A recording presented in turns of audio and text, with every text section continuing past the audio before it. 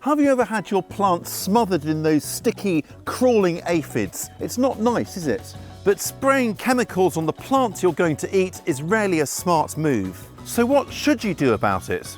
Well, there are 7 ways smart gardeners tackle aphids. Follow these and avoid the despair of failure.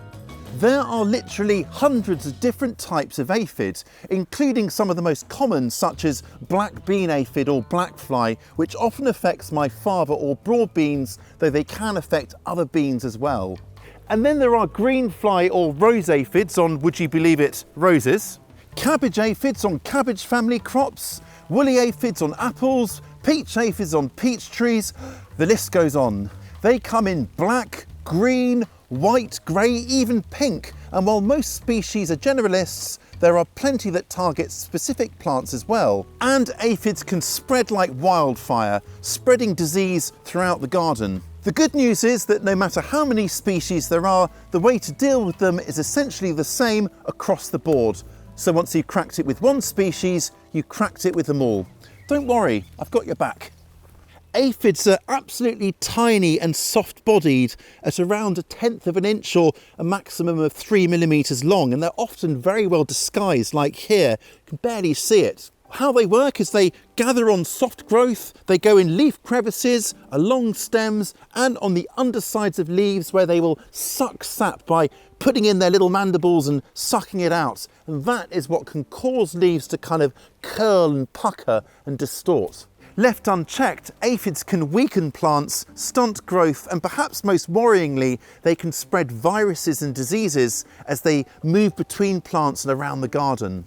Aphids also produce a sticky, sugary substance, a waste product called honeydew, and that can create a sticky substance that attracts things like sooty moulds. Not great. And if you ever notice ants climbing up and down the stems of plants, well, they are probably on the lookout for aphids to actually farm. They eat the honeydew that they secrete and in turn protect the aphids from predators. To think that aphids are basically the livestock of ants, that's quite incredible, if also a bit annoying. So what's to do about it all then? Well, the single most effective thing you can do is to get into the habit of checking plants regularly. I like to do this as I'm watering my plants. It's something I've got to do anyway, and I can just look around the shoot tips, on the undersides of leaves, and generally inspect plants as I move through with the watering can or hose.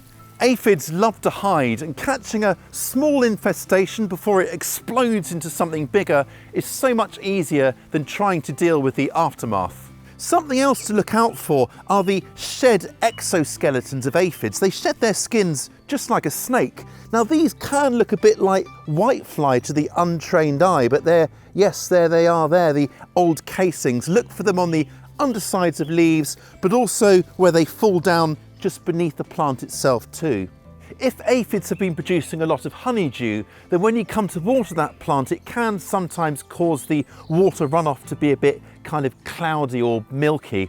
And of course, another sign to look for is those ants. Now tell me, which plants do you find that aphids show the most interest in? Let me know in the comments below. The moment you spot aphids, it's time to act. Don't leave it hoping they'll move on, because invariably they won't. And it can take a while for pest predators to catch up. Aphids can spread with extraordinary speed. One aphid can give birth to up to 80 new aphids every single week. And get this, if it's warm weather, they don't even need to mate to do so. That's right, aphids can be produced without any hanky-panky ever being involved, giving rise to all female aphids that are basically clones. That, my green-fingered and thumbed friends, is how aphids spread so fast. So clearly, spotting them early really matters. Thankfully, at this early stage, you've got a few options. Now, if there's just 1 or 2 little aphids like that, you can just simply rub them off between your finger and thumb, or just pick off the affected growth. It's a bit squeamish, but you've literally nipped the problem in the bud. If the problem is a bit more dispersed, then you can just cut off the growth, and remove all of the aphid infected leaves with it. This can safely go on the compost heap, but just tuck it down into the heap to make sure it's properly covered. One trick with fava or broad beans is to remove the very tops of the plants once the very first pods have started setting down below. That way you know that no more flowers are going to form and you're just removing the top growth. Why am I doing this? Well, this growth here is beautiful and soft, so it's perfect territory for the black bean aphid, but by removing it, they're not going to get a chance to colonize my beans. And these tops, by the way, they make surprisingly good eating. Try them stir-fried or lightly wilted and pop them into your diet for some lovely greens, a double bonus. One of the most underrated tools in the humble gardener's arsenal is the garden hose here. Now we want to get a good strong jet to blast the aphids off. Something like that probably won't do, but a flat or cone shape, those kind of settings you never really use, work very well. And just blast the aphids off like that. There we are. And down onto the ground. Now aphids, bless them, are pretty feeble creatures, so once they hit the ground they probably won't be able to get back up. Go over plants that are badly infected every couple of days for about a week and you'll probably get on top of the problem without ever involving any nasty chemicals. And now we're getting to the really clever stuff, because the most powerful aphid control isn't in a bottle or a hose, it's out there in your garden if you give it a reason to show up. Ladybugs or ladybirds, lacewings, hoverflies, parasitic wasps, ground beetles, these are all your allies and they all carry a huge hunger for aphids. Did you know, for example, that a single ladybug or ladybird can eat up to 50 aphids a day, and their larvae are even more voracious? Over their lifetime, they can consume up to 5,000 aphids. That's not so much feeding of the 5,000 as the 5,000 being fed on.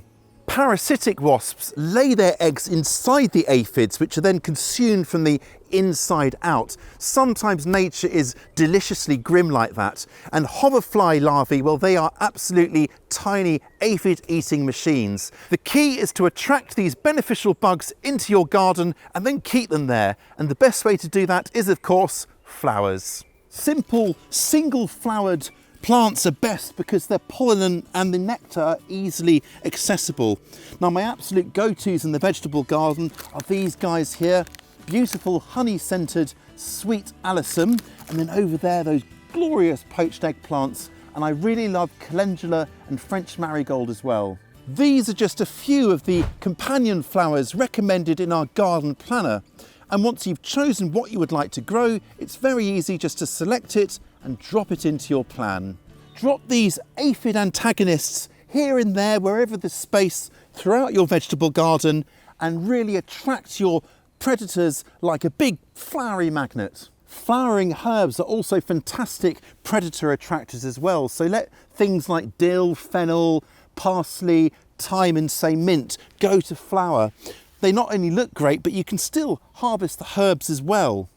Just a little word of caution, try to avoid buying in beneficial bugs and then releasing them into the garden, because they'll probably just fly away if they don't have suitable habitat. Get the habitat and the flowers correct and then they will find you and then they will stay with you. Now I said earlier about acting the very moment you see aphids, but if you do know there are pest predators around, you can relax a bit. I was growing some peppers once and they had an infestation of aphids on the tips, but I also saw a ladybug or ladybird close by. I left them alone and they took care of those aphids, and a week later they were all gone. Sometimes the smartest move is just to stop aphids from reaching your plants in the first place by creating a physical barrier. Using something like fine insect mesh or row cover or fleece to keep aphids off susceptible plants like brassicas can be a smart move. This is especially worth doing in early to midsummer when winged aphids are more likely to be on the move and they can spread diseases. Now at this time there are diseases like cucumber mosaic virus flying around, and we want to avoid that. Some plants are more susceptible than others, so prioritise covers for the likes of spinach, cucumber, celery and brassica plants as well. Remove covers when crops need to be pollinated, when they're in flower, and do be sure to check underneath covers from time to time to make sure that you're not inadvertently trapping the aphids under there and stopping them from escaping, rather than vice versa. A healthy plant in good soil, watered consistently and growing in the right location is going to be a lot less susceptible to aphid damage than a plant that is struggling. Think of it a bit like our own immune systems. If we get enough sleep and we eat the right things, well, we're going to be much less susceptible to infections.